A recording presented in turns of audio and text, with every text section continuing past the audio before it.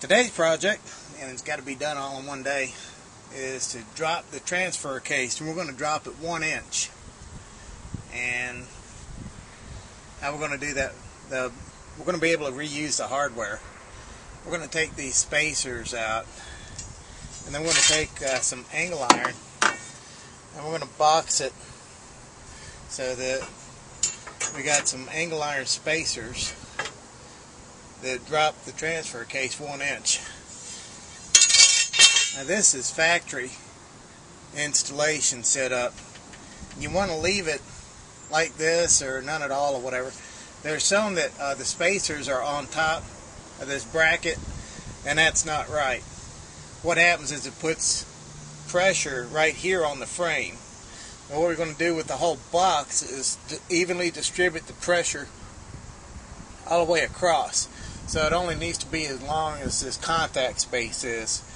So this one piece of angle iron for $9 should be plenty to make us 2 brackets, drop the transfer case 1 inch, and still be able to reuse the hardware. So that's I'm looking forward to doing that and seeing if I can eliminate my driveline vibration. That's about it for now. Well, here's how we're going to make the bracket.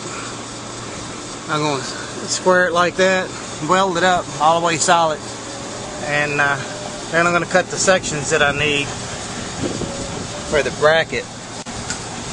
All tacked up and ready to weld. 035 wire. We're going to put some heat to it. We're going to weld it up solid. Alright, here's our bracket. I think it's going to turn out just fine. And we're getting ready to grind it down smooth. And basically this is turned into one piece of square stock. And I wanted a nice smooth flat surface without any raises in it so that it lays flat. Now here's how we're going to try to do it. Put a little jack stand on it just to hold it a little bit. And I'm going to try to take this loose and drop it down a little bit, take the spacers out, put the nuts and the bolts back. And go over to the other side and do that. So it'll go from here to here. It'll drop level. Then I can come back and put the spacers in. It ends up being exactly 1 1/8 inches. On mine's 82 was all stock. The top is 11/16 and the bottom is 5/8. One spacer out. 3 more to go, and then put the blocks in. If anybody knows why in the world GM put these things in there, let me know. I'm kind of glad because it was rather convenient. I don't need to buy new hardware to drop the transfer case.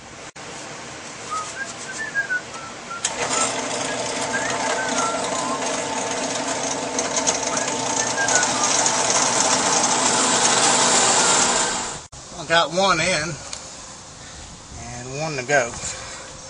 Then I'll have to tighten it all up. This is what it looks like. That's a transfer case drop. $40 plus probably $12 shipping. And this is homemade. Gave me an 1 1/8 inch drop.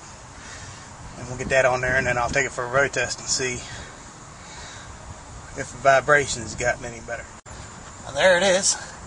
Installed 1 1/8 inch drop.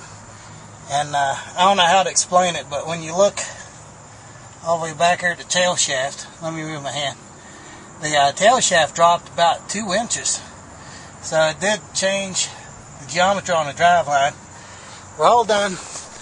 So now it's time to take it for a test drive and see if we eliminate it or reduce. I'd be happy if we just reduce the driveline vibration. If we eliminate it, oh man. Alright, let's find out.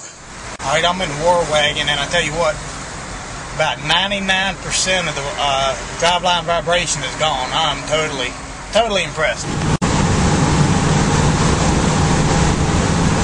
Very, very smooth. You can see the vibration that we're getting right now is very minimal. And the vibration was so bad that that fan was non-stop rattle. I mean, it was just rattle.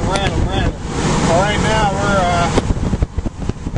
running about 65 speedometers off a little bit, and we are smooth as silk. So that was a major improvement. Now the last two things I need to do is intermediate shaft on the steering and put 2 new springs up front to try to get rid of my bump steer. Oh, and also raised steering arm. Those should be the last 3 major things I've got to do. Oh man, I tell you what, this is just a joy to drive now. It was so bad it would make your teeth chatter.